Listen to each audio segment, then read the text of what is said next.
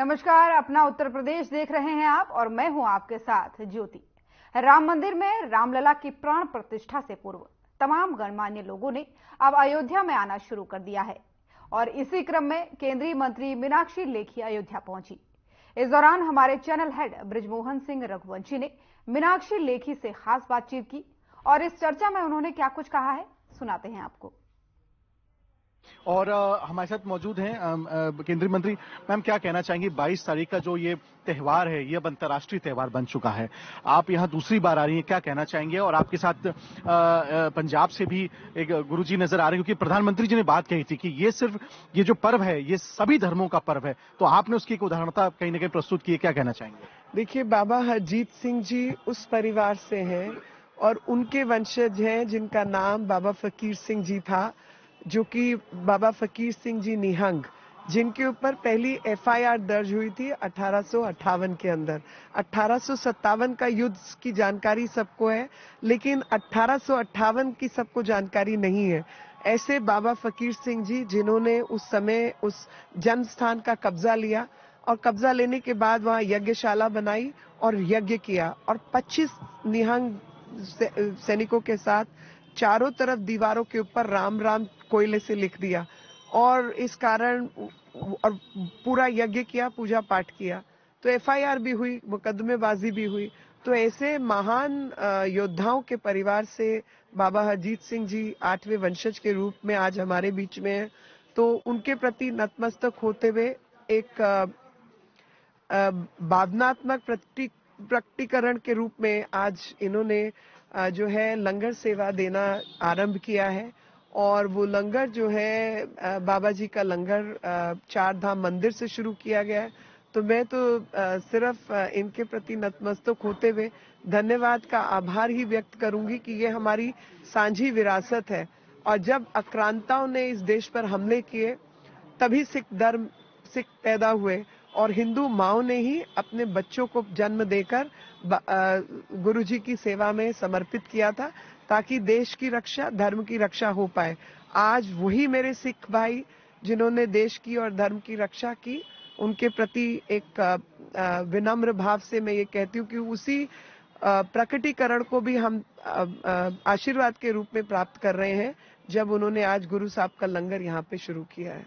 और राम मंदिर की स्थापना में इनका जो योगदान है और सांझी विरासत को आगे लेकर जो चलने का काम इन्होंने किया है कि आत्मनिर्भर राष्ट्र बने, विकसित राष्ट्र बने और हम सब देश की एकता और अखंडता के लिए कार्यरत रहें, उसका बड़ा उदाहरण बाबा अजीत सिंह जी ने दिया है। मैं उनको प्रणाम करती हूँ और आशीर्वाद की कामना करती हूँ। मैम, एक आखिरी प्रश्न है। इस देश की जो विपक्षी विचारधारा है, जिसमें लोग भी आते हैं, नेता भी आते हैं, अधिकारी भी, पत्रकार भी आते हैं, उन्होंने बोला कि ये जो मंदिर है ये भाजपा ने नहीं बनवाया, ये सुप्रीम कोर्ट ने बनवाया। लेकिन हमारे सामने मैं बताना चाहता हूं, मीनाक्षी लेखी जी हैं जो इस देश की एक नामी गिरानी वकील है। मैम, आपकी पार्टी में मुझे लगता है कि इस देश के सबसे नामी गिरामी वकील है। तो अगर हम न्याय की भी बात करें कि सुप्रीम कोर्ट ने भी इसको बनाया, लेकिन उसकी प्रक्रिया, उसका आंदोलन, उसका जो महत्व है वो आप लोगों ने जिस माध्यम से किया, इसको भी मैं ये कहती हूँ कि अगर इस देश की सरकार न्यायप्रिय होती और समाज के एक बहुत बड़े वर्ग के साथ न्याय करना चाहती, तो आपको आजादी से पहले तो जो समय लगा, आजादी के बाद आपको इतना लंबे समय क्यों लगा? आपको 75 साल क्यों लग गए, ये तो बताइए। क्योंकि जो उस समय शासन में बैठे थे उनके लिए राम काल्पनिक थे जी, और वो अपीजमेंट पॉलिटिक्स करते थे। सालों दर साल ये मुकदमा के कैसे कोर्ट में पड़ा रहा और कैसे आपके शासन ने उसको डील किया, ये तो बताइए। इसका तो हिसाब दीजिए। हर वक्त 24 घंटा अपीजमेंट पॉलिटिक्स इन लोगों ने की। थैंक यू मैम, हमसे बातचीत करने के लिए। तो ये थी मीनाक्षी लेखी जी, विदेश मंत्री, हमारे केंद्रीय मंत्री। और मैं चाहूंगा कि एक मैसेज बाबा जी आप भी हमारे साधना चैनल के दर्शकों को दें। जी, आज जो है जहाँ पे रामलला जी बराज रहे हैं 22 तारीख को, उसको लेके हमारे परिवार की तो पूरे सिख समाज की तरफ से हम एक छोटा सा मैसेज लेके आए कि जो सांझी वार्ता की जो गुरबाणी का एक फरमान है जिसमें बोलते उपदेश 4 वर्णों को साझा, कि गुरु साहब सबकी बात करते हैं। तो उस लंगर की आज मेरी छोटी बहन मीनाक्षी लेखी जी के साथ उसकी आरंभता की है। तो मैं सबको कहूँगा कि ये गुरु का लंगर है, ये राम जी ने आप हमें जहाँ पे लेकर आए हैं। जैसे 1858 में हमारे बड़े बुजुर्ग निहंग बाबा फकीर सिंह जी जहाँ पे तो वैसे ही वो हमें खुद ही लेकर थे। पूरा पता नहीं कैसे वो करवा रहे हैं। तो मुझे बहुत खुशी और मैं भाग्यशाली हूँ कि हमें इस खुशी के मौसम में एक उसका पार्ट बने हैं। धन्यवाद बाबा जी।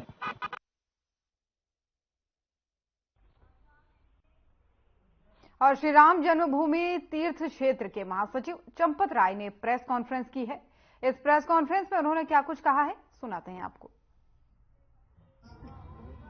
5:47 पर संभवतः हो जाएगा। तो 6 बजे के पश्चात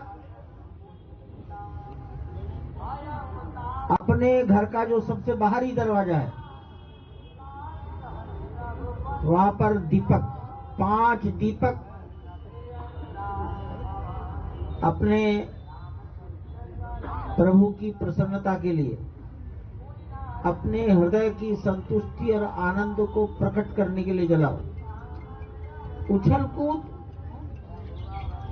इससे ज्यादा महत्वपूर्ण दीप जलाना। राम संपूर्ण भारत के, सब राम जी के ये दृश्य संसार के सामने जाए।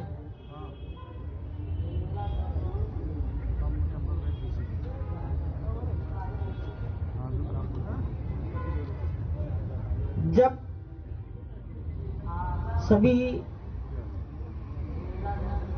प्रवेश करने लगेंगे, वासुदेवानंद जी महाराज, उनके गुरु विष्णुदेवानंद जी महाराज, उनके गुरु शांतानंद जी महाराज पहले दिन से प्रत्येक लड़ाई झगड़े में वो कभी पीछे नहीं हटे। मैंने कहा ना बताएंगे, पता ही लग जाएगा, बताना नहीं पड़ेगा। कितनी देर चलेगा अनुष्ठान कल? अगर मैं कल कैसे होगा तो आप वो पूजन ही नहीं होने दोगे, सब पहुंच जाओगे वहां। नहीं नहीं नहीं, बोल लीजिए सब।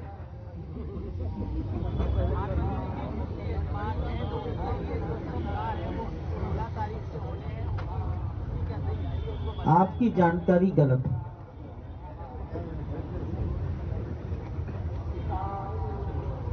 बाईस तारीख के बाद 23 तारीख की सवेरे से सबके दर्शन हैं।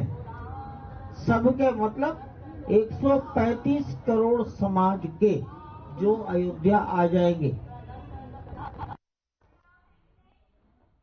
और वॉल राइटिंग अभियान के तहत एक बार फिर से मोदी सरकार बनाने का आह्वान किया जा रहा है और देश भर में तमाम बीजेपी के नेता इस अभियान से जुड़ रहे हैं। और इसी कड़ी में बीजेपी के राष्ट्रीय अध्यक्ष जेपी नड्डा ने भी वॉल राइटिंग की है। लोगों के साथ देश भर के हरेक बूथ पर वॉल राइटिंग का कार्यक्रम प्रारंभ होगा और हमारा प्रयास है कि भारतीय जनता पार्टी का एक एक कार्यकर्ता इस दीवार लेखन में अपने आप को आत्मसात करे, जोड़े और इस कार्यक्रम को सफल बनाए। यह जो आह्वान है कि एक बार फिर से मोदी सरकार, यह हमारा भारत की जनता से, भारत के आवाम से एक विनम्र अपील है, एक निवेदन है कि 2024 भारतीय जनता पार्टी के आदरणीय नरेंद्र मोदी जी के नेतृत्व में फिर से एक बार फिर से मोदी सरकार बने और देश में स्थिरता के साथ विकास हो, देश में स्थिरता के साथ हम सबको समावेश करके सबका साथ, सबका विकास, सबका विश्वास और सबके प्रयास से देश को आगे ले जाएं आदरणीय प्रधानमंत्री मोदी जी के नेतृत्व में। और एक स्थिर सरकार इसके लिए चाहिए। पहले भी 2014 में और 2019 में भारत की जनता ने, आप सब ने भरपूर आदरणीय प्रधानमंत्री जी को आशीर्वाद दिया है और हमने पिछले 10 सालों में देखा कि किस तरीके से विकास के एक नए आयाम देश में शुरू हुए और दुनिया में देश ने अपने आप को स्थापित करते हुए आगे एक लंबी छलांग लगाई है। उसी छलांग को और तीव्र गति से आगे बढ़ाने के लिए देश में स्थिरता का माहौल और स्थिर सरकार की आवश्यकता है और इसलिए इस वॉल राइटिंग के माध्यम से हम भारत की जनता से, आवाम से अपील कर रहे हैं, निवेदन कर रहे हैं कि एक बार फिर से मोदी सरकार सबका साथ, सबका विकास, सबका विश्वास और सबका प्रयास। तो जेपी नड्डा को सुन रहे थे आप। चलिए खबरों में आगे बढ़ेंगे और बीजेपी के राष्ट्रीय मीडिया प्रभारी एवं सांसद अनिल बनूनी ने कहा कि राहुल गांधी की यात्रा भारत जोड़ो न्याय यात्रा नहीं बल्कि भारत तोड़ो और अन्याय यात्रा है। हर टेस्ट में फेल हो चुके कांग्रेस के नामदार राहुल गांधी को लॉन्च करने का एक और असफल प्रयास ही है। उन्होंने कहा कि राहुल गांधी ने अपनी यात्रा का नाम न्याय यात्रा रखा है। पहले राहुल गांधी अपनी पार्टी के लोगों के साथ न्याय कर ले, फिर जाकर इस यात्रा को सफल बनाएं। वैसे भी मिलिंद देवड़ा ने कांग्रेस को अलविदा कह ही दिया है।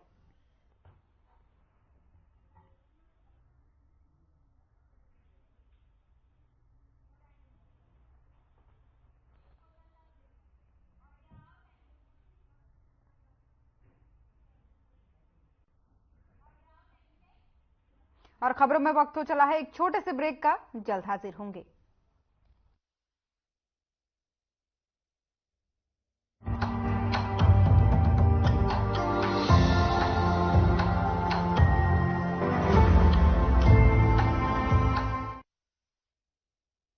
Best channel head Shri Brajmohan Singh, Sadhna news.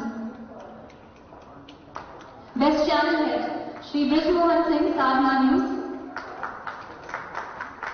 ये पीछे बैठे लोगों से मेरी खास तवज्जो करनी चाहूंगी कि प्लीज आप लोग तालियां जरूर बजाएं प्लीज।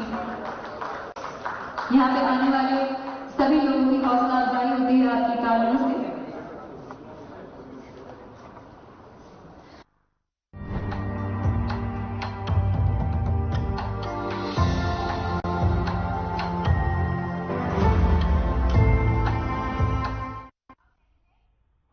ब्रेक के बाद एक बार फिर से स्वागत है आप सभी का। चलिए खबरों में आगे बढ़ेंगे। श्री रामलला के स्वागत में उत्तर प्रदेश विधानसभा अध्यक्ष सतीश महाना का भक्ति से भरा ये भजन मंत्रमुग्ध कर देने वाला है। आप भी सुनिए।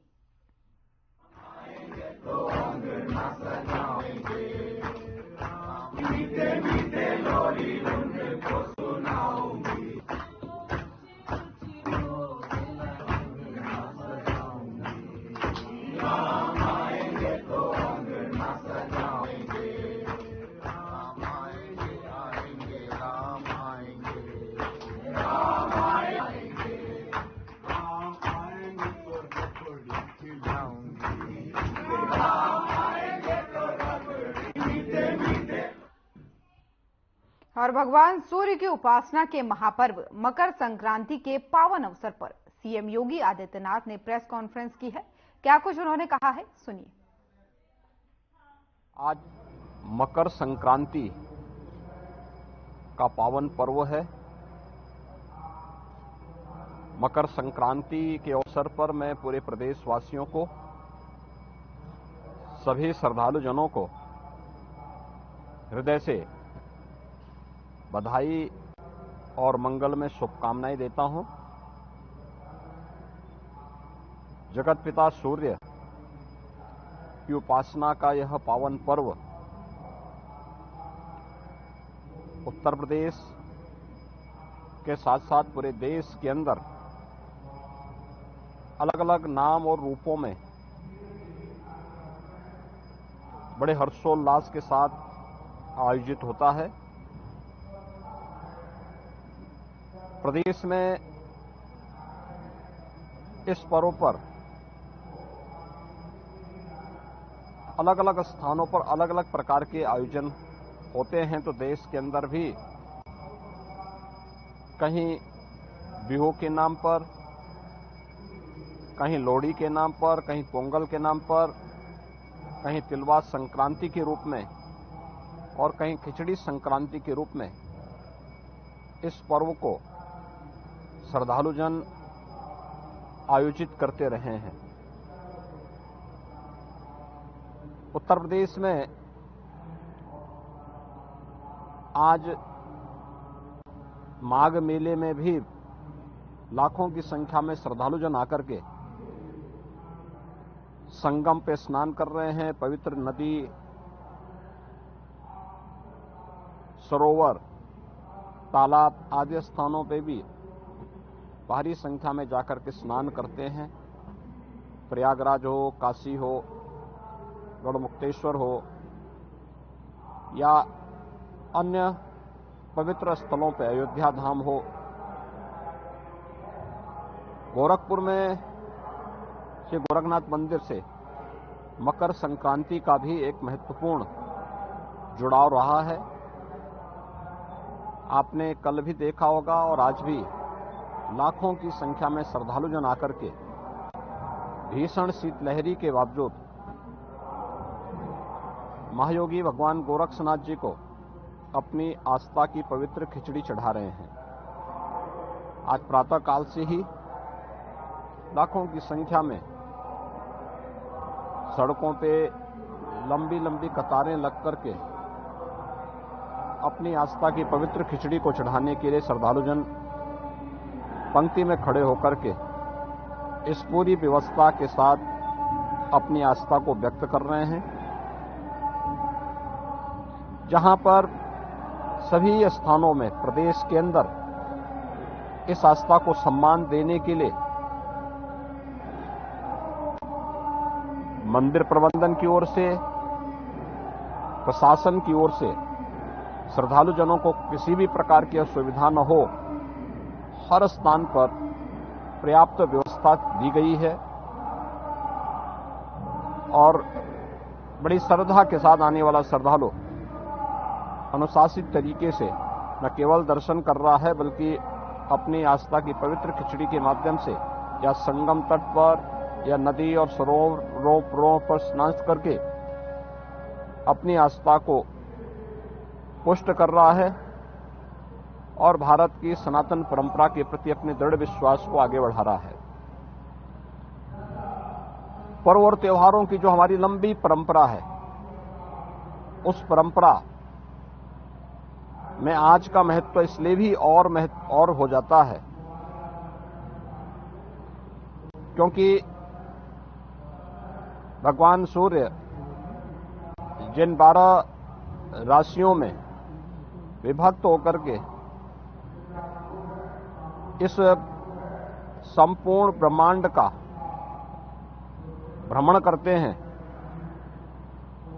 आज धनु राशि से मकर राशि में जगतपिता सूर्य का संक्रमण भी है जो मकर संक्रांति के रूप में है। तो दक्षिणायन से उत्तरायण में भी सूर्य का जाना यह सनातन धर्म की परंपरा में अनेक मांगलिक और शुभ कार्यों को करने की एक प्रशस्त तिथि मानी जाती है। हमारे सभी मांगलिक और शुभ कार्यों को शुभारंभ करने की तिथि भी है। यानी अब इसके बाद से मुहूर्त के अनुसार मांगलिक और जितने भी इस प्रकार के पारिवारिक कार्यक्रम श्रद्धालुजनों के होते हैं, उन सभी को लोग इस कार्यक्रम के अपने आयोजनों को आयोजित करते हैं। और भारत की परंपरा में हजारों वर्षों से इस प्रकार के आयोजन की या उत्तरायण के बार का अपना महत्व रहा है। तो स्वाभाविक रूप से आज ब्रह्म मुहूर्त से ही लोग मकर संक्रांति की पुण्य बेला में इस श्रद्धा के साथ जुड़े हुए हैं। पंचांग के अनुसार प्रातः 9:15 बजे के आसपास धनु राशि मकर राशि में जगतपिता सूर्य का संक्रमण होगा। तो उससे पूर्व 8 घंटे पूर्व और 8 घंटे बाद का समय एक शुभ प्रशस्त तिथि के रूप में इसका पुण्य काल माना गया है और उसके अनुसार ही यहाँ पे श्रद्धालुजन आकर के बड़ी संख्या में श्रद्धा का स्नान कर रहे हैं। मैं मकर संक्रांति के अवसर पर सभी श्रद्धालु जनों को, पूरे प्रदेशवासियों को, जो अपने अपने अनुसार अपनी रीति, अपनी परंपरा के अनुसार इस पर्व और त्योहार को मना रहे हैं, उन सभी श्रद्धालु जनों को मैं एक बार फिर से हृदय से अपनी मंगलमय शुभकामनाएं देता हूं। जगत पिता सूर्य की कृपा उन पर बनी रहे, वे प्रदेश और देश के विकास में अपना योगदान देते रहें। ये मेरी मंगलमय शुभकामनाएं सभी श्रद्धालु जनों की। और गोरखनाथ मंदिर में मुख्यमंत्री योगी आदित्यनाथ ने महायोगी गुरु गोरक्षनाथ को खिचड़ी चढ़ाकर समस्त देशवासियों को शुभकामनाएं दी हैं।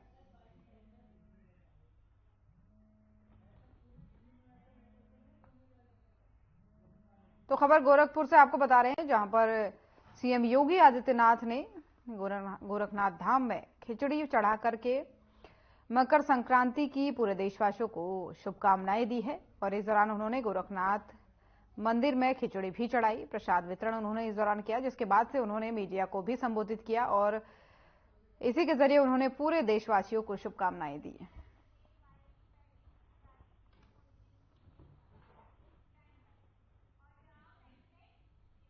और पीएमएवाई की पहली किस्त जारी हो गई है। पीएम मोदी ने खुद ये किस्त जारी की है। कम करने के लिए काम करती है। जिनके पास कुछ नहीं है, सबसे पहले हम उनके सुख दुख की चिंता कर रहे हैं। जिसका कोई नहीं, मोदी उसके लिए खड़ा है। पहले सरकारी योजनाओं से जुड़े नियम इतने कठिन होते थे कि योजनाओं का पैसा और योजनाओं का लाभ आप तक पहुंच ही नहीं पाता था। और एक दिक्कत ये थी कि योजना कागजों पर चलती रहती थी और असली लाभार्थी को ये पता ही नहीं चलता था कि ऐसी कोई योजना शुरू भी हुई है। जिसको योजना का पता चल भी जाता था, उसे लाभ पाने के लिए कितनी मुश्किलें आती थी। यहां अंगूठा लगाओ, फलाने पे साइन लाओ, ये पर्चा दिखाओ, आज नहीं कल आओ, न जाने क्या क्या सुनना पड़ता था। अब पीएम जनमन महाअभियान में हमारी सरकार ने ऐसे सभी नियम बदल दिए हैं जिससे आपको परेशानी होती थी। पिछड़ी जनजातियों के गांवों तक आसानी से सड़क बने, इसके लिए सरकार ने पीएम ग्राम सड़क योजना के नियम बदल दिए। जब सड़कें बनती हैं तो स्कूल जाना भी आसान हो जाता है। बीमारी के समय कोई मुसीबत आ जाए, अस्पताल पहुंचना है, तो अगर रास्ता है तो जिंदगी बच जाती है। सरकार ने मोबाइल मेडिकल यूनिट से जुड़ा नियम भी बदल दिया। पिछड़ी जनजातियों के हर परिवार तक बिजली पहुंचे, इसके लिए विशेष तौर पर उन्हें सोलर पावर वाले कनेक्शन दिए जा रहे हैं। आपके क्षेत्र में युवाओं को, दूसरे लोगों को तेज इंटरनेट कनेक्शन मिलता रहे, इसके लिए सैकड़ों नए मोबाइल टावर लगाए जा रहे हैं। साथियों, हम अब जो कर रहे हैं उसमें आपकी हर चिंता का ख्याल रखा जा रहा है। आपको भोजन की दिक्कत ना हो, इसके लिए अब मुफ्त राशन वाली योजना को 5 साल के लिए बढ़ा दिया गया है। आपके बच्चों की अच्छी पढ़ाई हो सके, वो कुछ काम सीख सके और अपना जीवन अच्छा कर सके, उन्हें नौकरी मिल जाए, इन सब के लिए हमारी सरकार लगातार काम कर रही है। जनजातीय इलाकों में सरकार की सुविधाएं एक ही इमारत में देना भी उतना ही जरूरी होता है। इसलिए सरकार की कोशिश ऐसे 1000 केंद्र बनाने की है जहां एक ही जगह आपको कई योजनाओं का लाभ मिल जाए। टीका लगाने का काम हो, दवाइयां लेनी हो, डॉक्टर को दिखाना हो, रोजगार स्वरोजगार से जुड़ी ट्रेनिंग हो, आंगनवाड़ी भी वही हो, तो आपको इधर उधर भटकने की जरूरत नहीं पड़ेगी। पिछड़ी जनजातियों के नौजवान अच्छे से पढ़ाई कर सके, इसके लिए सरकार नए हॉस्टल बनवा रही है। पिछड़ी जनजातियों के लिए सैकड़ों नए वन धन विकास केंद्रों को भी बनाने का काम शुरू किया जा रहा है। मेरे परिवारजनों, आजकल आप देख रहे हैं कि मोदी की गारंटी वाली गाड़ी गांव-गांव पहुंच रही है। ये गाड़ी देश के आप जैसे लोगों को विभिन्न योजनाओं से जोड़ने के लिए ही चलाई जा रही है। केंद्र सरकार जो आकांक्षी जिला एस्पिरेशनल डिस्ट्रिक्ट प्रोग्राम चला रही है, उसका सब।